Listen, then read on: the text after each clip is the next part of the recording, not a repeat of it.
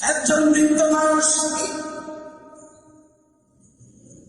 প্রতিবার হজে যায়, বৃদ্ধ মানুষটি প্রতিবার হজে যায়, কিন্তু বয়স যখন বেশি হয়ে গেছে, শরীরের চামড়া যখন হয়ে গেছে, শক্তি যখন ফুরানের সময় এসে গেছে, এই সময় হজের মৌসুম হয়ে গেল। হজের যখন সময় হয়ে গেছে, বৃদ্ধ লোক হজে যাওয়ার জন্য প্রস্তুতি গ্রহণ করেছে, কিন্তু প্রতিবারের ন্যায় এবার শরীরে আর সেই রকম শক্তি নাই।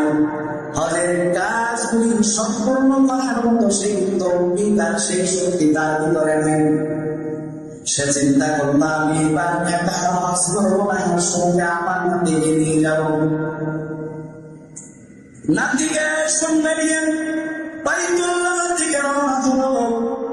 বাইতুল্লাহ গিয়ে হাজি বৃদ্ধ হয়ে গেছে, কিন্তু এই বৃদ্ধ হাজি তার নাতি তার আগে আগে সাই করে তাওয়াফ করেন।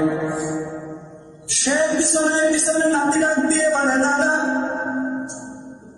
এইভাবে আস্তে আস্তে যদি তুমি সাই করো তাহলে তাওয়াফ সম্পূর্ণ করতে পারবে না। একটু জোরে জোরে হাঁটার চেষ্টা করো, আমাকে অনুসরণ করো। বৃদ্ধর একটি চোখের পানি থামায়, আর আওয়াজ দিয়েছে লব্বাইক আল্লাহুম্মা লব্বাইক লব্বাইক লা শারীকা লাক লব্বাইক। বৃদ্ধ লোকটি কান্না করে জোরে জোরে লব্বাইকের আওয়াজ দেয়। হঠাৎ করে নাতি খেয়াল করলো, আমার দাদা যখন এই লব্বাইকের আওয়াজ দেয়, কে যেন দৃশ্য থেকে আওয়াজ দেয় না,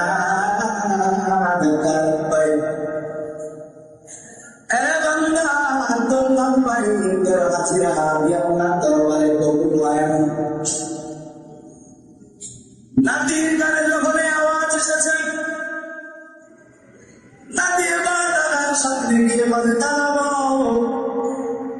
তুমি এই যে লব্বাইকের আওয়াজ দাও, তুমি কি আওয়াজ শুনতে পাও না? কে যেন আওয়াজ দেয়, না লব্বাইক বান্দারে, তুই যে লব্বাইক বলে হাজিরা দেখাও, সেই লব্বাইকের আওয়াজ আমি পর্যন্ত পৌঁছায় না, কবুল হয় না। বৃদ্ধ লোকটা নাতির কথা শুনে হাওয়া করে কান্না শুরু করলেন। তার দিয়ে বলে, নাতিরে তুই আওয়াজ কয়বার শুনেছ?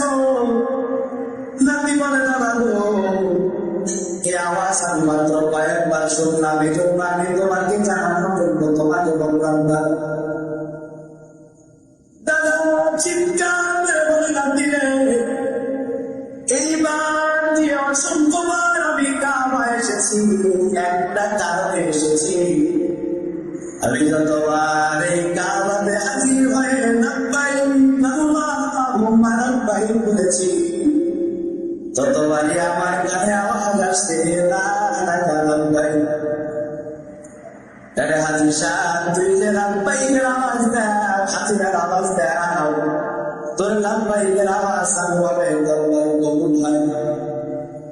কিন্তু নাতির বারবার আমার এই হজে আসার কারণই হচ্ছে একটা, আমি আদা করেছি, ওয়াদা করেছি, যতদিন না পর্যন্ত আমার রব আমার আল্লাহ লব্বাইকের আওয়াজ কবুল না করবে, মৃত্যুরাত পর্যন্ত যতক্ষণ আমার শরীরে সেই সক্ষমতা থাকবে, ততদিন পর্যন্ত আগে লব্বাইকের আওয়াজ দিয়ে যাব। জোরে জোরে বলুন না সুবহানাল্লাহ।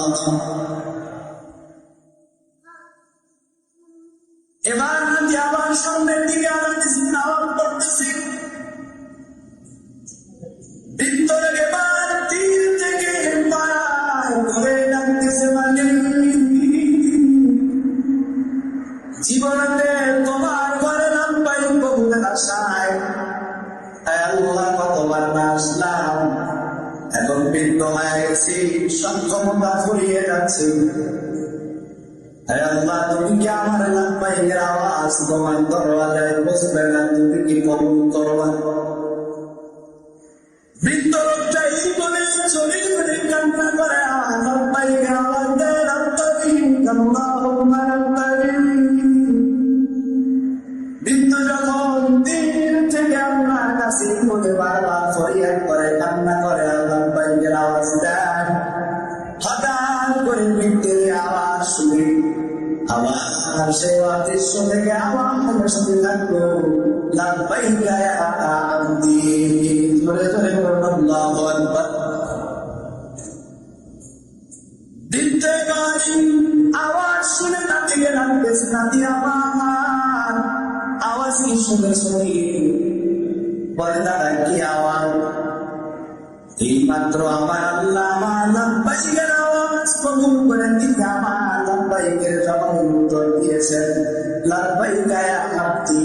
এরে বান্দা, আমি আল্লাহ তোর লাব্বাইকের আওয়াজ কবুল করে নিলাম।